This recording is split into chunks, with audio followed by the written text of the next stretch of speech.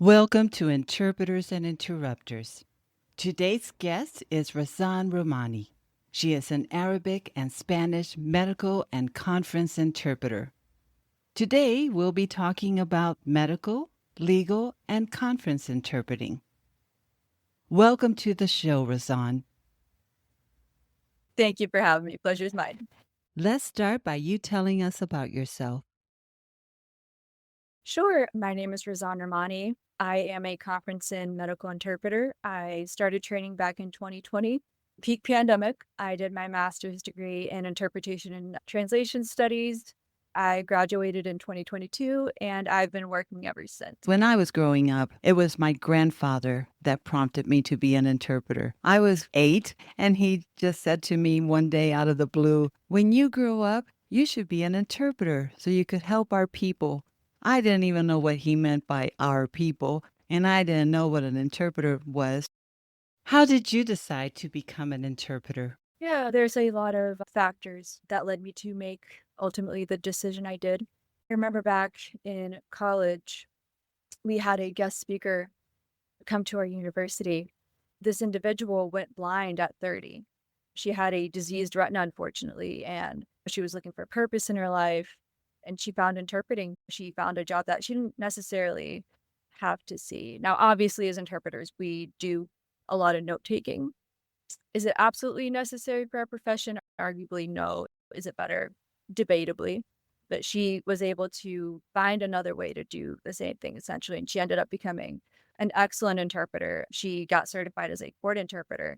And that was really the first time where I realized that interpreting actually is a profession. People train for this. It's not a bilingual person interpreting for a mom in a doctor's appointment. So that essentially, and again, there are a lot of factors, but that is really what lit that spark. I think that's what sparked my interest. Oftentimes, when we think interpreter, people think someone who's bilingual who interprets for their parents, right? That's what the general public thinks. The other day, I was interpreting at a clinic, and the doctor was like, "Oh, so what do you work as?" And I was like, "I'm an interpreter." And she was like, "No, what's your real job? What do you actually do outside of here?" I'm an interpreter. And she was like, the reason why I asked that question was because we have people volunteer and interpret here all the time, which for many reasons is a big waving red flag for me. After hearing the speaker at your university, how long did it take you to decide that interpreting was going to be your future career? Oh, it took a good couple years. It was a gradual research. I was still torn between going to medical school. Do I do my master's in linguistics? I was still torn between the two. It was definitely a gradual research. How did you go about choosing medical interpreting over legal interpreting? My heart is more on the medical side. I have more of an interest naturally in medicine than the legal stuff. Not that I dislike it. I had a bigger interest in medicine. The legal stuff is just different. Court interpreting is an entirely different animal. It's a different beast than what we do in the medical field. There are a lot of protocols in court. We have a little bit more flexibility in the medical field. In court, if you want to ask for clarification, for example, you have to address yourself in the third person. You can't just ask the client for a petition. You have to take permission from the judge. You address them as Your Honor, the interpreter would like to see clarification. You tell them specifically what you missed. It is just a lot more formal typically. There are a lot of protocols. A lot more people are watching you, so there might be a little bit more of a stage fright. In the medical field, it is a more private environment. But yeah, I just found medicine fascinating, and I ended up choosing it over the legal And stuff. Razan, I've worked as a legal interpreter, and you're absolutely right about the stage fright. The first time I was in court, there were 60 people in the courtroom. 99% of them were Spanish speakers, so I had to interpret for all of them, and I had to do it before noon. More respondents showed up after lunchtime. I actually like it a lot better than medical interpreting, and yet at the same time, medical interpreting is so satisfying. You feel like you're really helping someone. This podcast is called Interpreters and Interrupters. How do you handle interruptions when you're medical interpreting? And it's one of the interruptions that you get is medical staff trying to speak Spanish. It happens all the time. We have a doctor or a nurse who, let's just say, took Spanish in high school, right? So they sit there and they talk to the patient, for example. And again, this happens so frequently. And they're like, "Tú vamos a hacerle un procedimiento. Entonces, ¿qué medicamentos, as the interpreter, you sit there like, "Oh, I don't wanna seem pretentious and, allow me," but at the same time, you do have to not in a pretentious, egotistical, uh, way, but, I always repeat what they're saying in Spanish, because sometimes I do see the patient struggling to follow along. And so even if the doctor, let's just say they say something in Spanish, I always repeat what they're saying in Spanish. I phrase it different, or I end up saying, "Excuse me," and that usually lets me take over and I go like, "Excuse me," with my notebook, and that has been my strategy for the past 2 or so years. I'm going to start doing that next week. I'm just going to say, excuse me, because I usually say, please speak only in English so that the interpreter can interpret. And no matter how nicely I say that, people get offended. They do. I remember the first ever assignment I had, I thought I was being a good interpreter, because when we're trained, when they train us, they train you to say, let's just say the doctor starts directly addressing you. You're trained to say, the interpreter would like for you to directly speak with the patient, please. And I remember saying that actually to a doctor, because he walked in and he looked at me and was like, yeah, where does it hurt him? What happens to be the problem? I pointed to the patient. I was like, if you don't mind, the interpreter would like for you to address the patient correctly. And I got this like offended reaction. I still think about that sometimes. I still think about that, that's a core memory for me. I think about that all the time. What is it that bothers you about that incident? Are you questioning your decision at the time that you decided to follow the protocol and ask the medical provider to speak directly to the patient? Or do you think you should have just let it go? Did it come across as, oh no, let me do my job? Did I come across as that like that? I still, I've asked colleagues about this. Why do you think I got that reaction? The best way I found, if you find that the doctor's looking at you and talking to you, even if you're pretending to act like you're writing something down.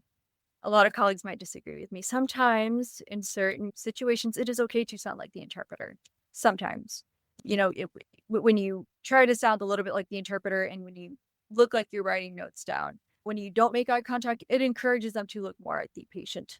It's kind of you redirecting them without directly saying, hey, this is what you're going to do. And maybe that is why he got offended, is maybe I came across a little, this is what's going to happen. And obviously, that's not what we that's not what we want to do. From what I've found in my personal experience, a lot of the textbook interpreting, a lot of the things they teach you in training, not realistic in real life. It would happen, yes, in a perfect world, in an ideal world, but not realistic all the time. I interviewed my friend Jordana, an American Sign Language interpreter. I interviewed her in season 1. And whenever I ask her a question about interpreting, she's always like, well, it depends. Yeah. Every time you ask a translator a question, they're like, it depends on the context. That is their famous phrase, right? And interpreting, ethically, it's a phrase I can't say enough. It depends on the situation. And I tell my colleagues, you have to use your common sense and use your best judgment at that point in time. Yeah, that's right. Now, you work as a medical interpreter, but you also work as a conference interpreter. Can you tell me more about that? Conference interpreting? When I was doing my master's, I did the conference interpreting track, and I loved it. Unlike translation and interpretation, when the assignment's done, it's done. Obviously, you still reflect about it. You go, okay, what could I have done better? How could I have just gone more, so on and so forth. But in translation, you're never really done. Up until the last moment, you're thinking, ah, do I do this or this? Seen translators on LinkedIn go, oh, so wake up, cold sweat in the middle of the night over a semicolon. You're never satisfied with it because you have not a crazy amount of time to do it, but you have all this time to reflect about it. But the thing I loved about conference interpreting, especially simultaneous, was the fact that I was put under pressure. And, once I made that, what we call utterance, once I said it, once it's gone, it's gone. Right? It's like tennis. My professor always used to say, interpreting is like tennis. You hit, you interpret, and you forget. It's done. So that is a big reason why I got into conference interpreting. I've been a big admirer of conference interpreters. I mean, their simultaneous rendering is on point each and every time. They don't skip a beat.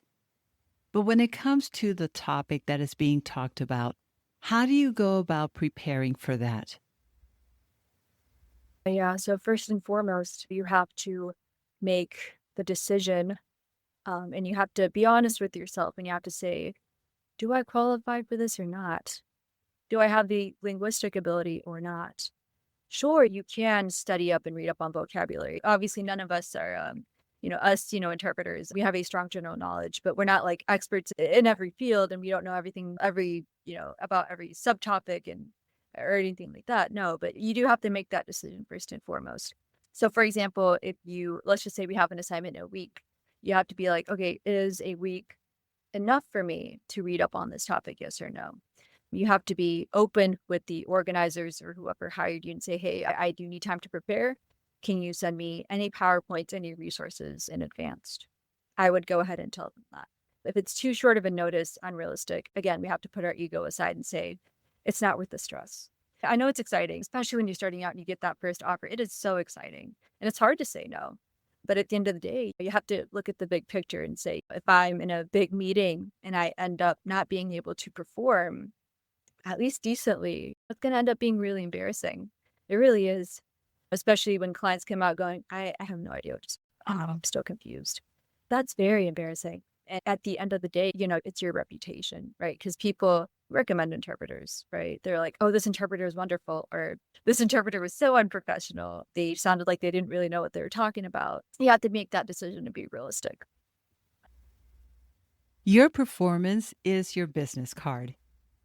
And don't underestimate the power of word of mouth marketing. I received so many assignments in the past due to word of mouth marketing. People that I worked with or worked for, and they saw my skills, liked what I did, and told others. Now tell me what a day in the life of Razan Roumany, Arabic and Spanish medical and conference interpreter is like. Every day is so different for me. Like, my day might look like, for example, like, I might have a mental health client in the morning and then be in the OR in the afternoon. I might have a meeting somewhere in between where I'm doing simultaneous for a school meeting, a board meeting. No 2 days are the same ever, which I love. I know, right? That's the best thing about interpreting. It's like the same, but it's not. You know, Yeah, yeah. Like, for mental health clients, like, sure, like, you might see, like, a client, like, every Thursday at 1 p.m. So, yeah, sure, you might have somewhat of a routine, but a session with a client might look very different from week to week, especially with child therapy, even with adult therapy. One session might be you walk out laughing. In another session next week, you might walk out crying. It can end up being a really heavy session. Same thing with child therapy. So even that unpredictability of sessions, I'm fortunate enough to never be bored. I'm always on my toes, and that is what I love about my job. you live in the Midwest, you don't live in a metropolitan city.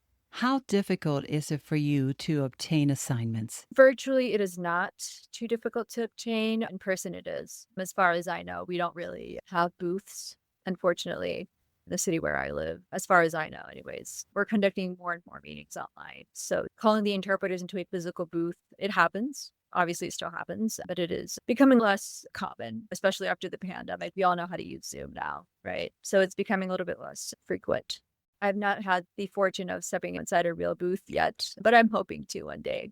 But I usually, for an online event, I always create glossaries. I always insist on meeting my partner, my booth mate, if you will, my virtual booth mate. I always make a point to speak to them virtually on Zoom, phone call.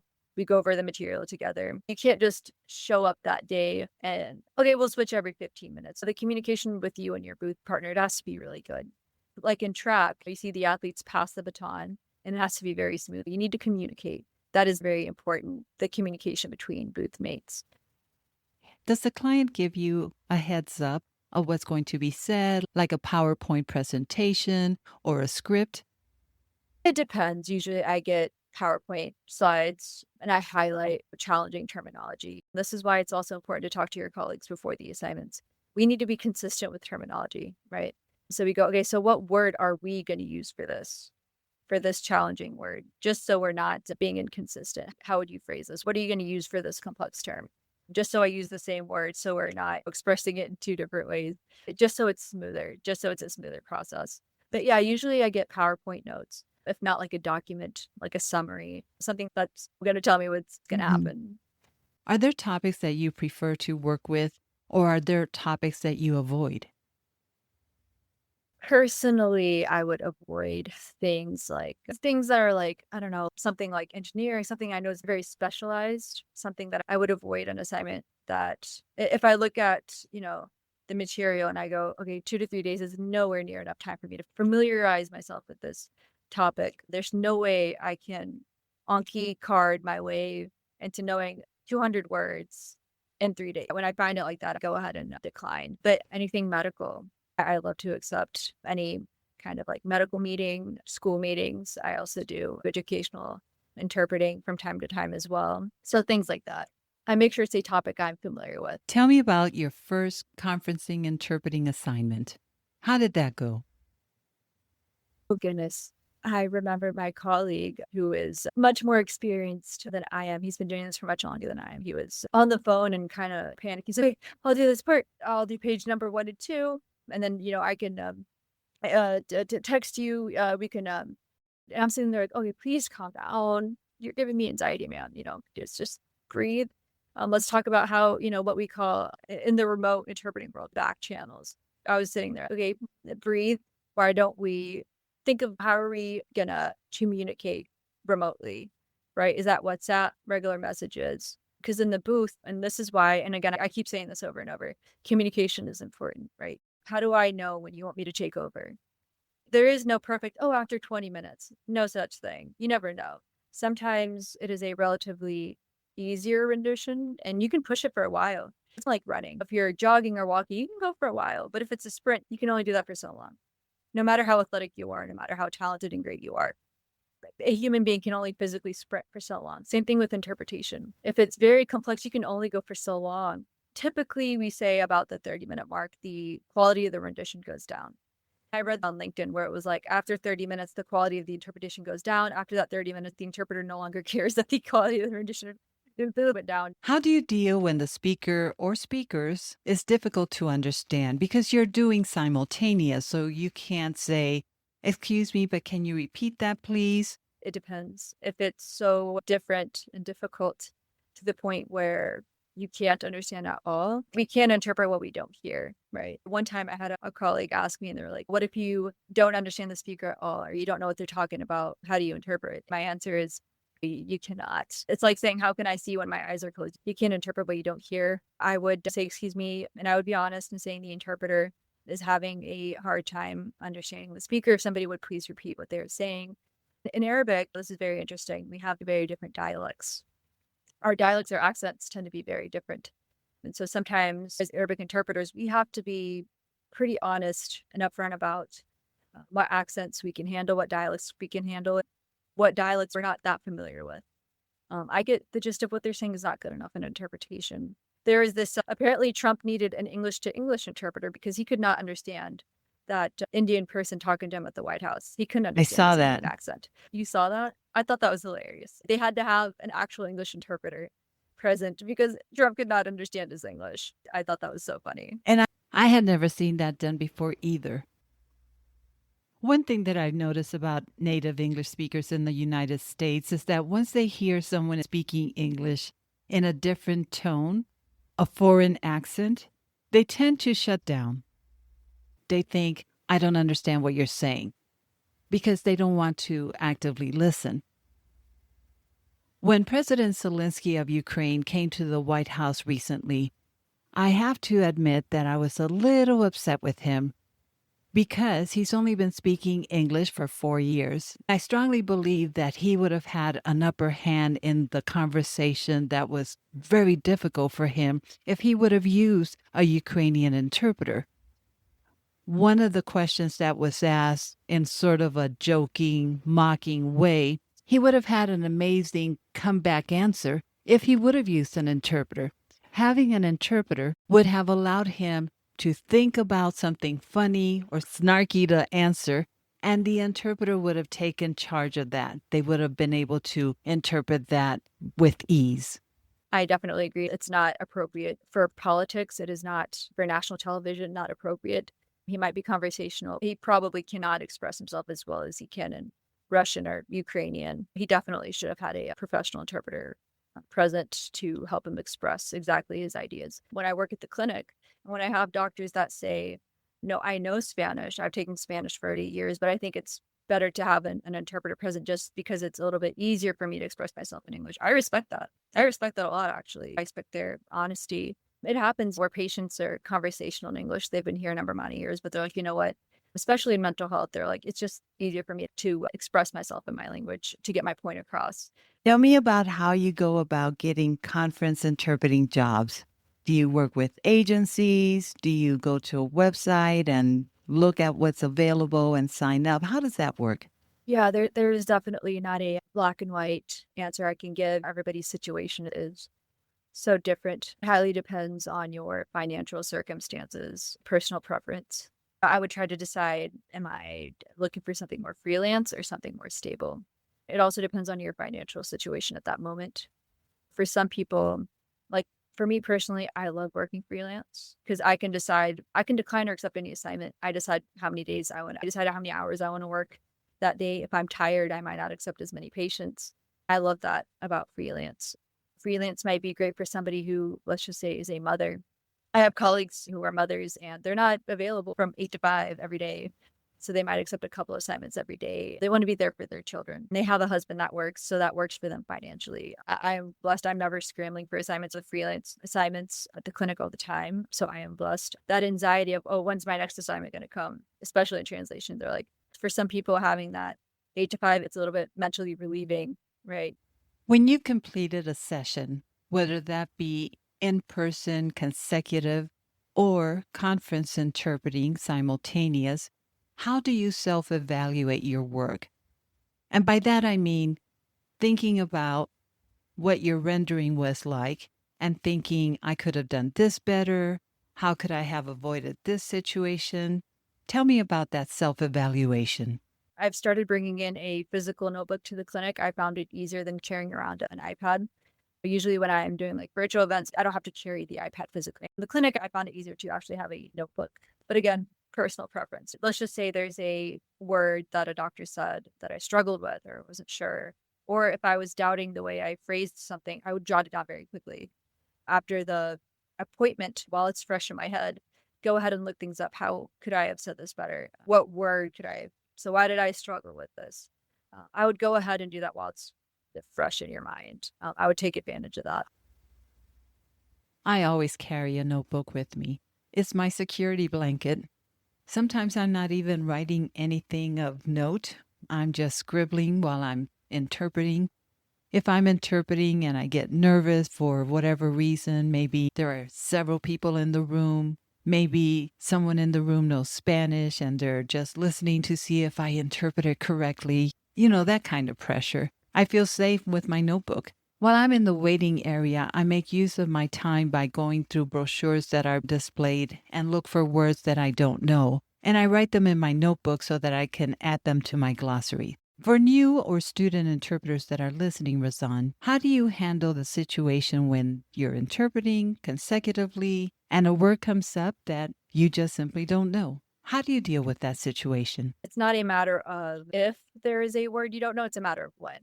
Because especially when you work at clinics all day, they're going to often where a patient got diagnosed with this. There's this word, highly specialized. You're working with, I don't know, a cardiothoracic surgeon, very specialized terms. There are things that are going to come up that you don't know, and that's okay.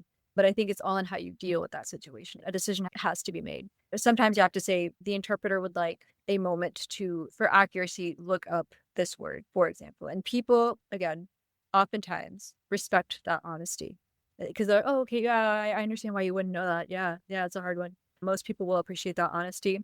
I had a patient who was diagnosed with, oh goodness, was it ASD? It was a baby that was diagnosed with a heart condition. And I didn't know the Spanish word exactly. So I said, the interpreter would like a moment to look it up, please, for accuracy. You can't be oh, you have some sort of heart. No, they have to understand their diagnosis, even if they haven't heard of it in their language. They have to know that word. I need that word at that moment. There are times where you can roll with the punches when you don't know a word. For example, I don't know, random word, dishwasher. We're put under that pressure sometimes, even if it's a word not right there when you need it, you don't have time to think. The device that is used to wash dishes, that to clean dishes, understood. Is it the most perfect, beautiful interpretation? No. Does it work? Yeah. So there are moments in the medical field where you might be able to roll with the punches a little bit if you're able to, as long as you're able to express that idea the same way, as long as you're accurate. But there are times where, you do have to do that timeout. I do need to look this up. Sometimes you do know the word, but it's been a long day. Maybe you've had some complicated sessions, and for some reason or another, you can't remember a word that you are used to interpreting. That happened to me last week. I usually hear shortness of breath coming from the English speaker for me to interpret to a Spanish speaker. In this session, it was the Spanish speaker that said, I have shortness of breath. Maybe it was because it was already 4:30 and I had already been in that session for more than an hour, but I completely flaked. I could not think of how to say shortness of breath from Spanish to English. I do it every day, multiple times a day, but I drew a blank. So embarrassing. Oh, most definitely. I've done a 12-hour shift in a psych Oh, ward. wow. I feel that. By the end, you're like, "Get me out of here, please. I don't know how much longer I can do this." I feel that. I had a patient one time. This was a pediatric appointment, and she was talking about how her daughter had langan. For the life of me, I know what that means. I couldn't think of the English word for the life of me. We say eye boogers. I don't know if you've heard of that term, but that is the only thing I could. I was like, "What do we call that in English?" Lagañas. I don't know how to say that in English. And I interpret at the eye clinic at our hospital a lot.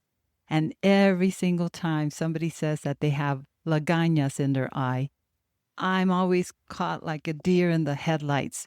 I've used sleep, when you wake up and you have sleep in your eyes, but that doesn't come across very well. I usually get a confused look from the provider. And now that you mention it, eye boogers will work for me. I think I'll be using that pretty soon because I don't know what else to say other than the stuff that comes out of your eyes when you have allergies or the stuff that comes out of your eyes when you're sleeping and you wake up and there it is, all nasty and gross. So, yeah, eye boogers will work really well for me. Like you, I speak other languages. I speak Portuguese and Italian, but I don't interpret in them, unlike you. Do you ever have a situation where you say a word, whether you're interpreting in Arabic or in Spanish, and you think, did I say that in Spanish? Did I say that in Arabic? With multiple languages, it's not like each section of the brain is divided and has each language in it. It's not like they're perfectly in different compartments.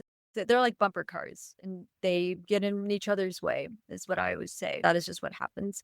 Sometimes after speaking in Spanish all day, I come home and someone talks to me and I almost start responding in Spanish. And I'm like, wait, no, wrong language. Yeah, it happens all the time. Yeah, that is a very common occurrence where after a very long day of interpreting, even going to the grocery store after an assignment, you're like, I don't even know what language. I was about to start talking in Arabic to a Trader Joe's cashier. It happens because you're like, wait, you forgot to turn off that interpreting brain. I also, after a simultaneous assignment, everything you hear, you start interpreting simultaneously now in your mind. It's definitely messy. Because you interpret in two languages, are your assignments language based? Meaning, do you interpret Spanish all day one day?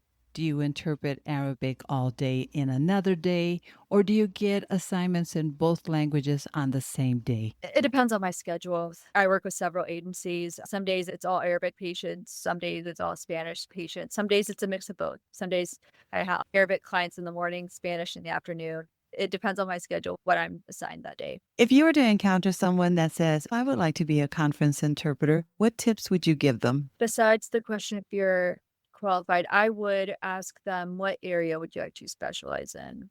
Are you more legal, medical? Make that decision.